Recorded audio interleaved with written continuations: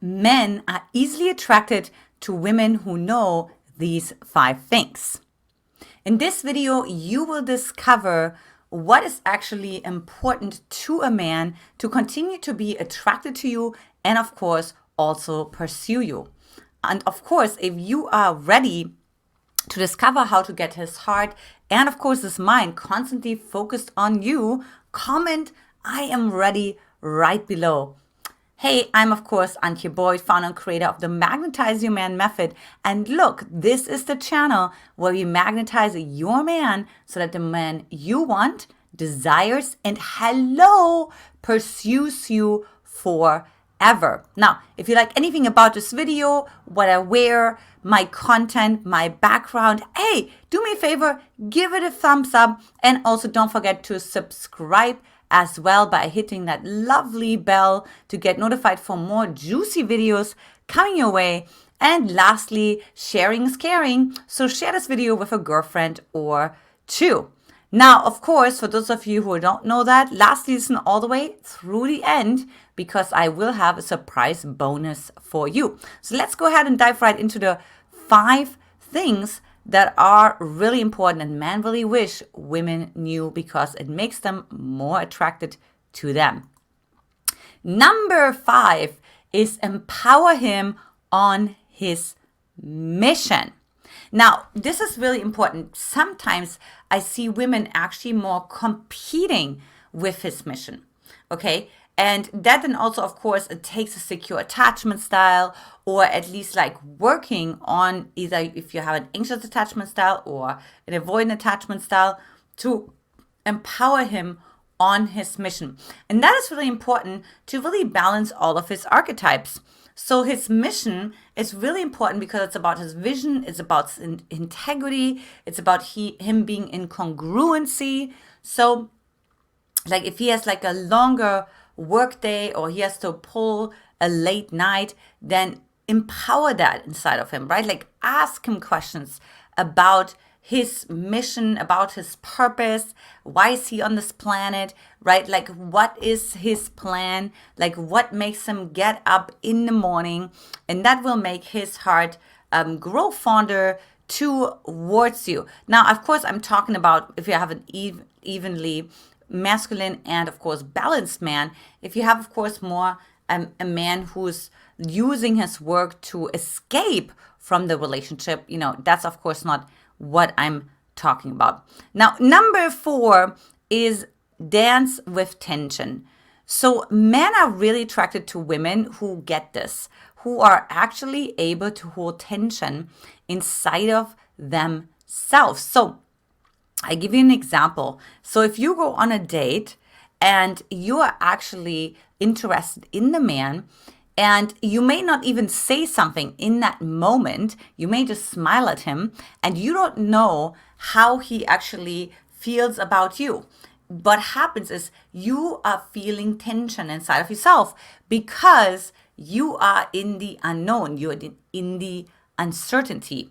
And depending on what happened last time you were in the unknown or the uncertainty will cause even like a little bit of anxiety.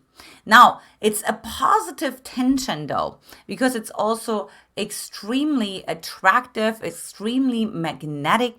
As a matter of fact, whoever can hold more tension inside of themselves is actually the more magnetic and is the more mesmerizing person. And the reason why is because you're basically, when you hold tension, you're in 2 places at the same time.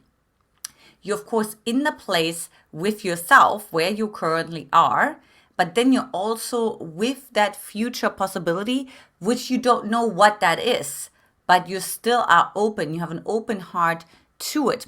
And guess what? When you have an open heart to it, then your body is going to act as sort of like a vault, a void, a vacuum. And a vacuum, as you know, seeks to be filled. And so he will then fill that with compliments, with investing into you, right? Like with spending time with you, reaching out, pursuing, and so on. Now, another thing that men are really attracted to in women when they are emotionally stable. So What am I not talking about? I'm not talking about that you shouldn't express your anger, that you shouldn't express your rage, that you shouldn't express your sadness. That's not what I'm talking about. As a matter of fact, the more you do that, the more emotionally stable you get. You see, the more you suppress your emotions inside of yourself, the more emotionally unstable you get. People don't understand that because they actually want to come off as emotionally stable, but what it costs them is actually suppressing their emotions, which then they finally release in moments when they can control it in a much more extrapolated way that then, of course, causes massive imbalances in the relationship and in your dynamic, in your conversation with men, and it can even lead to trust issues and loss of trust as well. So the best thing that you can do is create a healthy relationship to all of your emotions so that you can actually be emotionally stable. You see, it's all about stabilizing yourself from the inside out. So when I say stabilizing yourself from the inside out, what I mean is like you're not collapsing when somebody says, well, you're a crybaby, or wow, you are like an angry bitch, but rather are you able to advocate for that particular expression, right? You get to be like, yes, absolutely, this is me. Hello, say hello to me, right? So you actually become visible and you're also confident. We call it a meta emotion, right? You have a confident meta emotion to your emotion. Now, if you like this content so far, go ahead and subscribe to my channel. Number 2 is, and this is like really important, right? It's actually being self-oriented. Now, most women that come to me are other focused. Now, this oftentimes comes from growing up with an emotionally unavailable parent, right?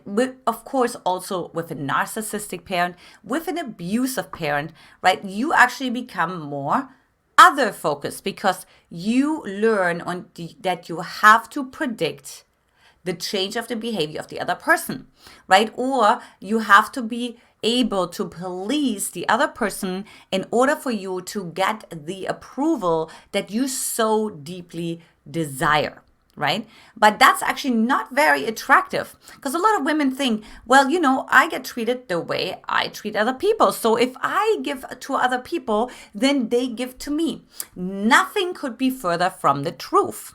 As a matter of fact, the quality of men that you attract into your life is directly proportional to the relationship you have with yourself. That's right. How much more can you put yourself first, right? How much more can you say yes to yourself? Now, what's of course needed in order for you to put yourself first unapologetically is breaking through the fear to be called selfish or inconsiderate or rude or fill in the blank.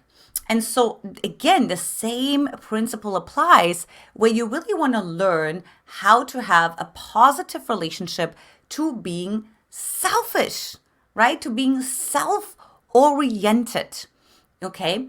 And what that really means is like you're orbiting around you, you're stabilizing yourself in your nervous system, which then of course is highly attractive to a secure man because he really sees you can hold your own, so he truly respects you and invests even more time consistently and of course energy as well into you. However, when you stay other focused or other oriented, then actually the man stops trusting you because he knows there's no way she can agree with everything that I just shared.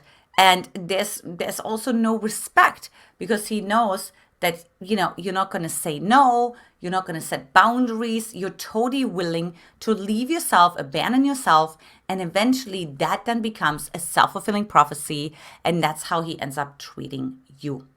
Number 1 is don't stress over the state of the relationship. Now, I get that you want to know at some point, and a queen certainly knows where she stands with a man, but she doesn't stress over it. right? So it's like not, he gets to know you and 3 days later or 3 dates later, you're asking him, well, so where is this headed? So what are we? But instead, you actually enjoy the pace getting to know each other, understanding that he has all the different archetypes that you have not even met yet, right? He may be a worker, a hard worker, but is he also fun, right? How about intellectually stimulating? How about does he have a vision for his life, right? Is he growing? Is he contributing? All of that you can't possibly figure out in 2 or 3 days. I know I hear from women all the time, Antia, what are some of the surefire questions so I can get all my questions answered in the first date so I don't have to continue to waste my time? Now, this is not how a relationship works, because you're actually saying, I'm just like not even investing anything until I'm actually know that he is a match on all levels, right? And that's not how a relationship works, because you're exploring. It's an organic dynamic, right? And it's like, and also ideally, you don't even know what the state of the relationship is, because you need to let it happen organically. There needs to be space, right? Like if there's no space, if there's that constant closeness, if you put two magnets together in a drawer and then you pull out the drawer, like a few days later, the magnets will actually be moved away from themselves, from each other, because they lose their polarity. Now, the same is true if you stress over the state of the relationship over and over again without even just being with the relationship, right? So you lose the polarity. There's no more fascination, interest, because it's all just about the state of the relationship. And the man also starts to wonder if it's more about you having a boyfriend versus you actually being with him and with his energy and truly and authentically connecting with him. Now, of course, before I share my bonus secret, comment below which of these do you also want in a man as well. And of course, as a bonus, communicate in a paced way. Now, I already dove into that a little bit in our last secret, but communicate in a paced way also means when you're texting, make sure you mirror him. Like, make sure you're not writing a romance novel when he gave you a one-liner. I see this all the time. Or you asking all the questions and you are inquisitive and he's happy to answer the questions, but he doesn't ask you any question back, right? So you always want to make sure this is going in a paced way, right? This is not like rushing ahead of time. You're also not asking about like an ex-girlfriend or any other deep, dark secrets. You're not going like super deep on the first date, but keep it light. Keep it happy, right? Keep it organic. Ask him questions like, hey, if you were an animal, what would you be and why? If you were a piece of furniture, what accent would you speak? What language would you speak, right? So just have a little bit of fun with that and communicate in a paced way. And then you can go deeper as the dates go on with your communication, the kind of questions you ask, and of course, the depths of intimacy that you reach. Now, I'm so excited to talk to you about this. Discover 3 text messages that men can't resist. Go to magnetizingmessages.com, and also the link is in the description below as well. So check it out. I'm really excited for you to learn more about it.